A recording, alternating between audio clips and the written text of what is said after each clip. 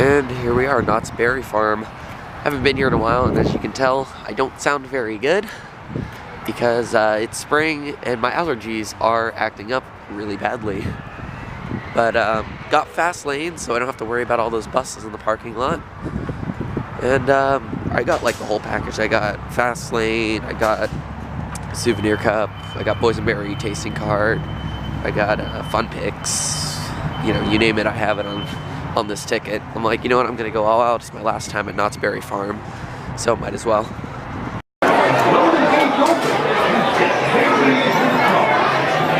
Alright, so I got all my redeeming stuff. So I got souvenir bottle, fast lane, all the tasting card stuff, fun picks.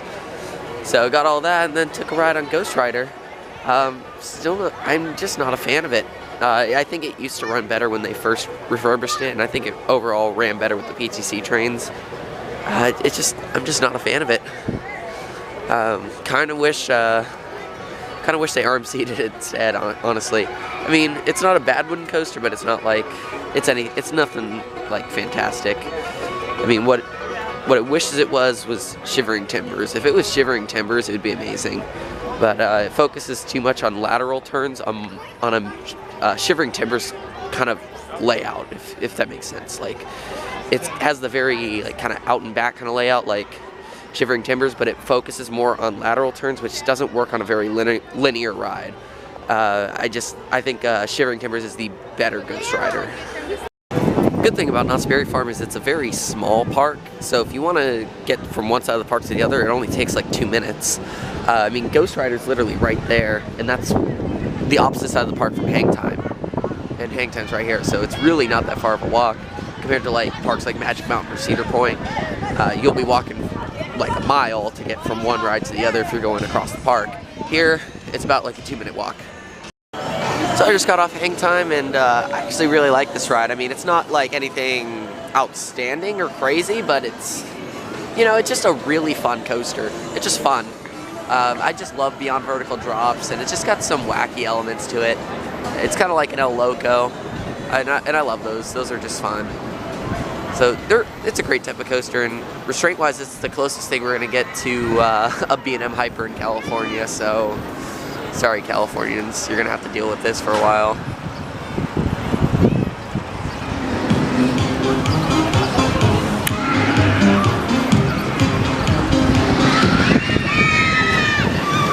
But like, no joke, the restraints are pretty much B&M Hyper restraints.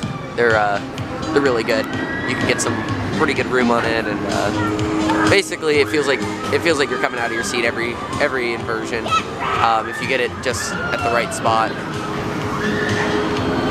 Makes me kind of wish a B&M Hyper would have an inversion on it. That'd be kind of interesting. So I thought that was only going to be here for the Peanuts Festival, and it looks like it might, either they haven't washed it off yet or it's actually going to stay like that, which I don't mind it staying like that. It actually looks pretty cool. And they brought Wipeout back. I think it's just called a Chance Wipeout. I think that's literally what the model's called. They're really fun.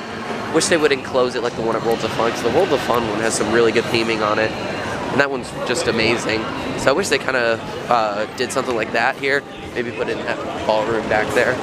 But anyway, assuming Accelerator's open, I'm gonna go ride it.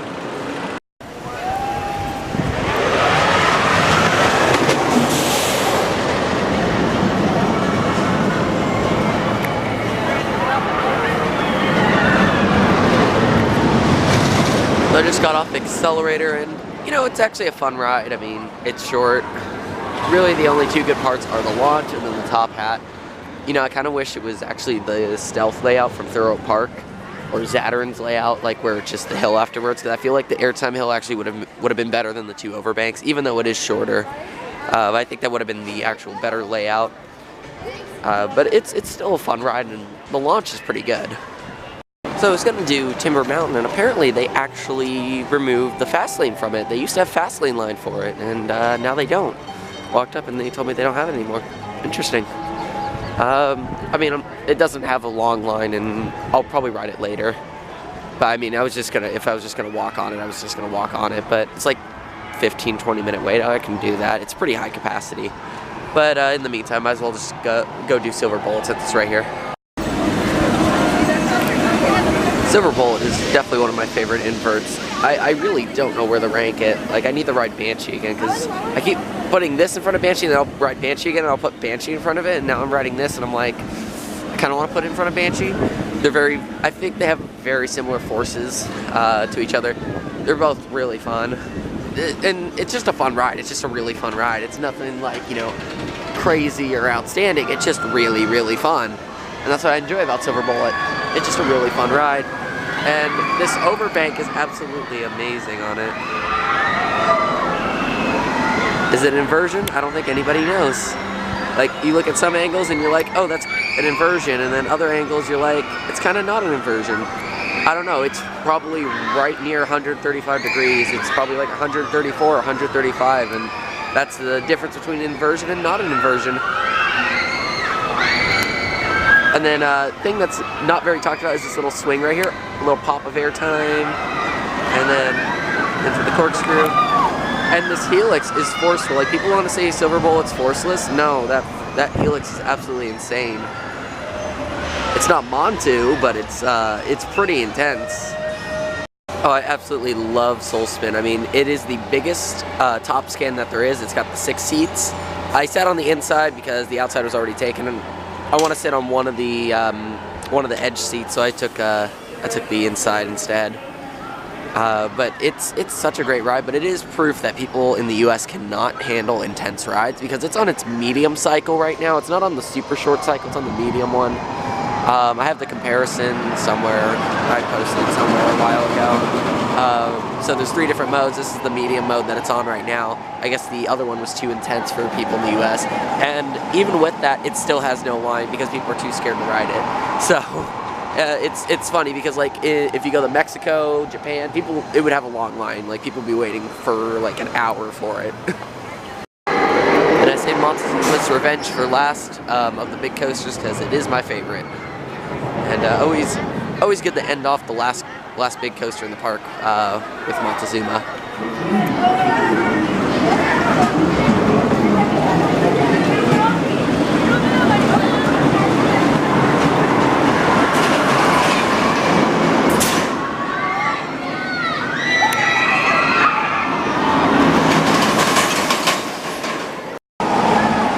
Row 13 on Montezuma's Revenge is one of the best experiences you can get on a roller coaster. For some reason, there is a small bump on the spike back here. So when you hit this bump right here, it's very small, but there's a small little bump. You hit it and you catch a little pop of airtime going up here.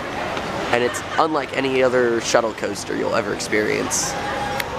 So I haven't been following too much of the Boysenberry Festival this year, so I don't really know what the options are. There's just one option I know about that's like new, and that's the Boysenberry Jambalaya. I'm getting that for sure, but I asked people on my Instagram. I just posted a story and I have a question up. I'm just asking people what option should I try with it, because there's 14 options and I have 8 different tickets, so I can't get them all.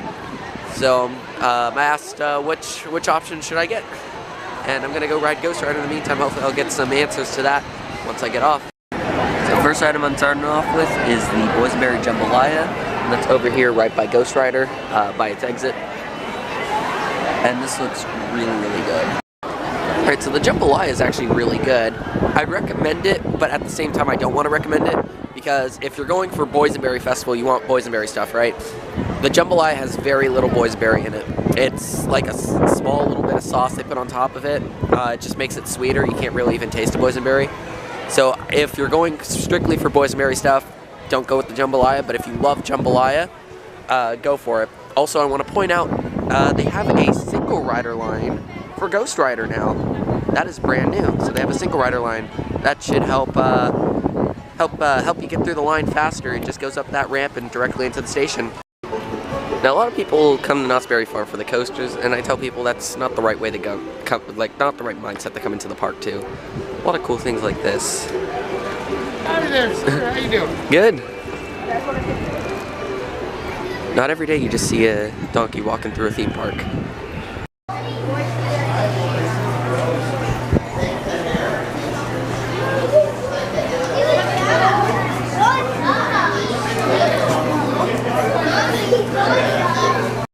Like Like, I see a lot of coaster enthusiasts that come to this side of the park just to get Pony Express and then never come back over here, but there's a lot of really cool stuff. Like, they got wood crafts over here. They got just like different kind of like stores you can walk into. They got the gun store over there. They don't actually sell guns, it's just but they do sell like knives and stuff, and like it's all like handcrafted stuff, and it just like it's really cool. I recommend checking out the gun store. Is the coolest shop in the entire park. It's got yeah, just like a lot of stuff. It's got like toys as well. It's got like knives. It's got like old-fashioned currency in there. It's just like, it's in a way it's more of a museum than an actual shop. And then I do want to check out the times for this, because this is one of the most amazing shows you'll ever see. So let's see, I'll probably do a 7:30. I think they got them every 30 minutes starting 4:30, or every hour starting 4:30. So I'll probably do that. It's a really amazing show. It's uses the like Pepper's Ghost, you know, the Haunted Mansion style effects with the holograms. So it's really good show. Recommend checking it out. It's the best use of Pepper's Ghost I've ever seen, and it's not even at a Disney park. It's the best use of it, like hands down. It will shock you every time, even if you've been through it multiple times. And then over here we got the re-theme of Bigfoot Rapids to the Calico River Rapids, and I'm excited to see how this turns out. Unfortunately, I won't probably ever get to ride it, but it looks cool. I mean, I'm leaving California for good, and I have no plans on visiting or coming back, so I'll just have to see pictures of it. Oh well.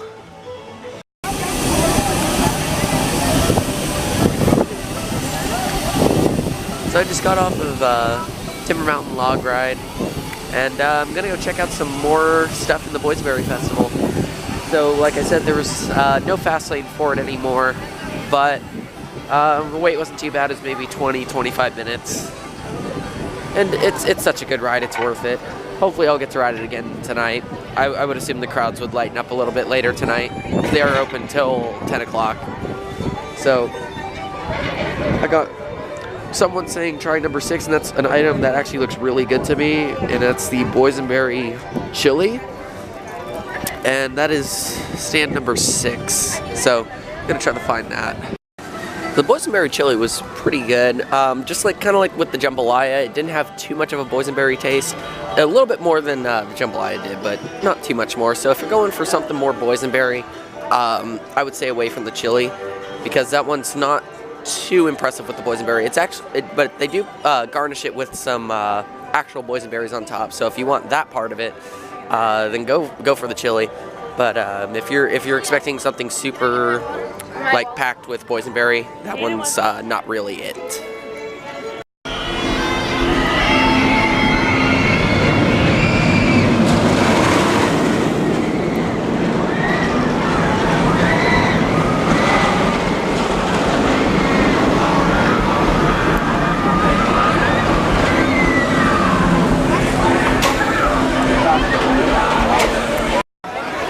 So I just got done with the boardwalk area of the park. I just did all the major rides in the area, except for Voyage to the Iron Reef, which I'll probably do later today. And all the coasters are pretty good in this section, except for Coast Rider. I mean, it's got the shin guards and it's trimmed, but it's a nice fit. I don't think Cedar Point will ever get one. A lot of people are thinking Cedar Point will get one by Wicked Twister and Windseeker, since I took out that theater. I've seen that concept art that somebody made, which is really well made. But don't think they'll ever get a mouse just because of how low capacity it is. So I was unaware that La Revolution has a fast lane line. I guess I might as well take advantage of that.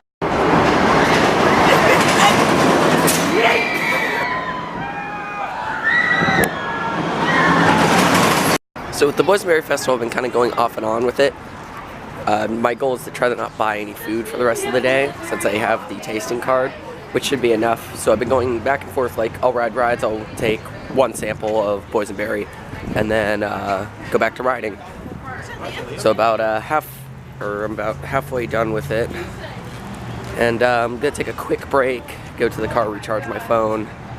And a weird thing I ran into is that when I redeemed my, what was it, the Boysenberry tasting card and the souvenir cup, they took my ticket and told me I didn't need it, but then I go to exit and they tell me make sure you have the stamp and the ticket. I'm like, they took the ticket from me. So they go to guest services and get that.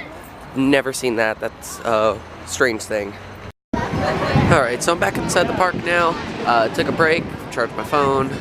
Now I'm going to try the habanero boysenberry mac and cheese, which sounds absolutely fantastic.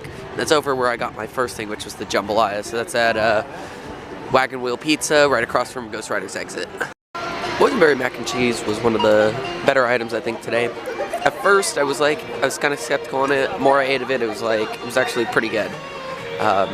It has a decent kick, not super spicy. So if you can't handle spicy very well, you should be able to handle it. It's not too bad. It is habanero. There's not too much of it, so I don't think you'd have a problem if you don't like spicy things. It just has a kick to it. It's interesting because most of the boysenberry that's on it is just a sauce on the top.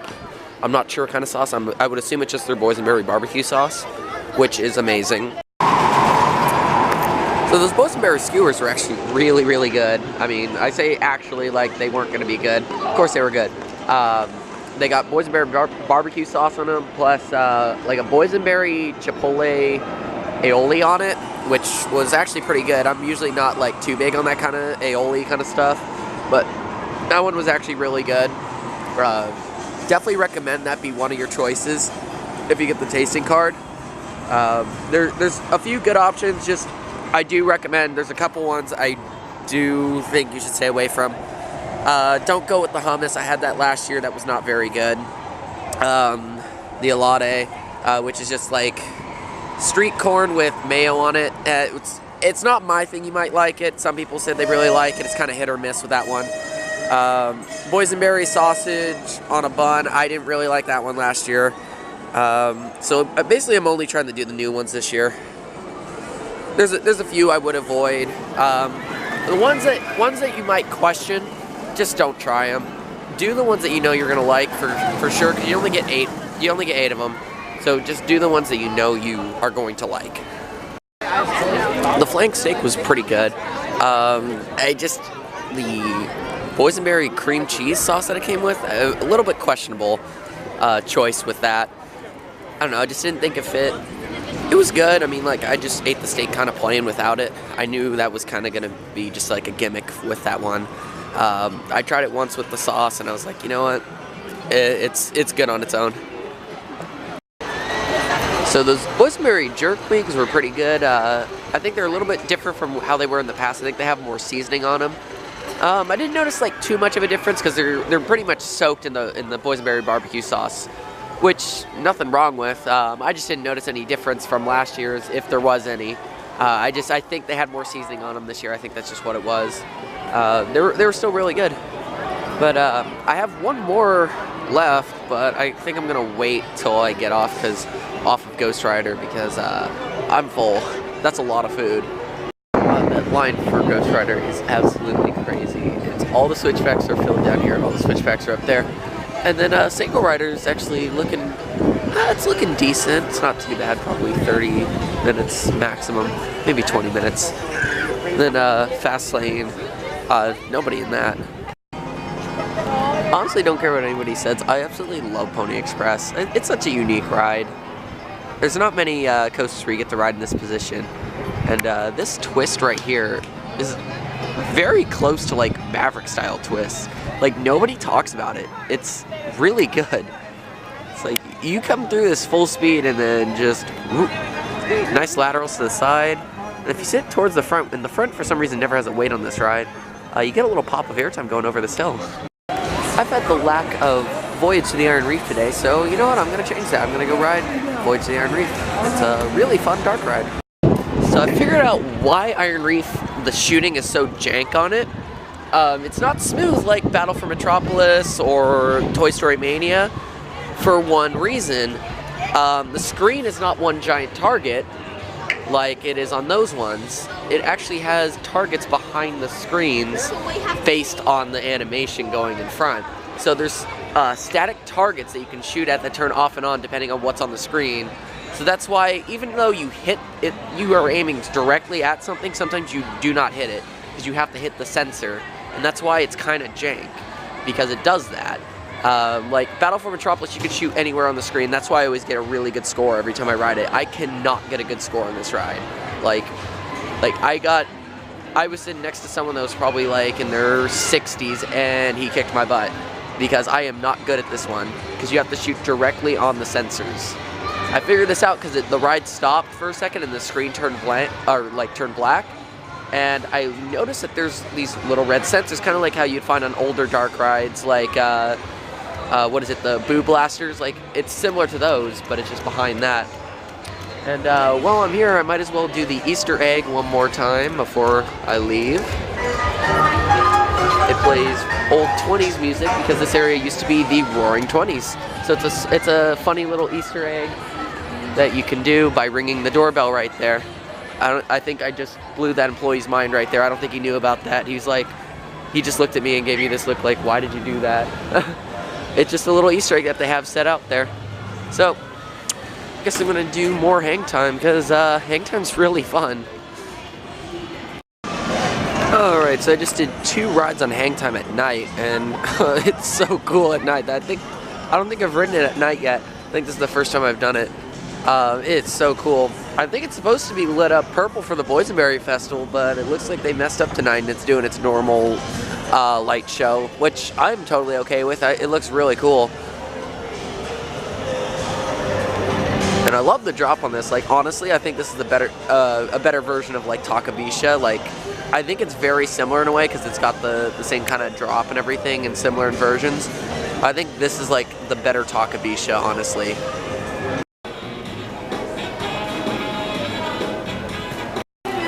Pepto-Bismol fountain.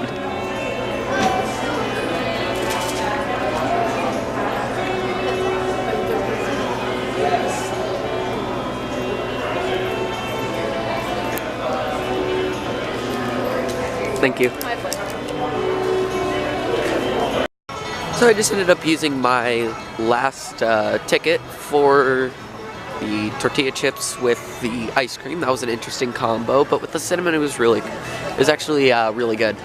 Then I went ahead and bought the fun stick or whatever it's called. I think it's the boysenberry cheesecake thing. They have the fountain and they just make it right there. I was gonna get it last year, but I went at the end of the Boysenberry Festival and they were actually all out of them. So I wanted to try it since this will be probably the last time I'm at Knott's for the foreseeable future. And then got a night ride on Ghost Rider, and it's hauling ass tonight. Like there's no better way to put it. It's hauling ass. It's flying over those hills. It had airtime where it usually doesn't have airtime. It put it up one spot higher for me in this park. Usually I had this one at 5, like 5th best coaster in the park. I think I would put it in number 4 in front of Accelerator. Next up I'm going to do Silver Bullet. Then I'm going to do Montezuma, Hang Time, and if I have time, Accelerator.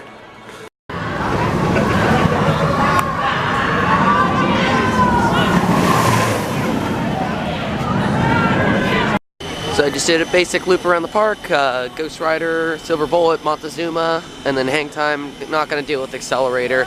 I'm just going to go straight over the Ghost Rider and do that again. Going to get that last ride of the night on the Beast. You know what I'm saying? That's such a dumb meme. Please stop. Ended up not making it in time to get on Ghost Rider. So, and I'm tired. I got a headache, so I'm not really that concerned that I didn't get on it. It's honestly a bit of a sad moment for me because this will be the last time I step in the Knotts for a long time. This is actually the park that really got me in the roller coasters. I rode California Screamin' at California Adventure, and after I rode that, I thought I was ready for Knotts, and the first ride I rode here was Silver Bullet. And been coming here ever since. Been a pass holder almost every single year. First year I haven't been in a long time, so it's kind of sad finally moving away, and no plan in the future to come here anytime soon, which is kind of sad because I absolutely love this park.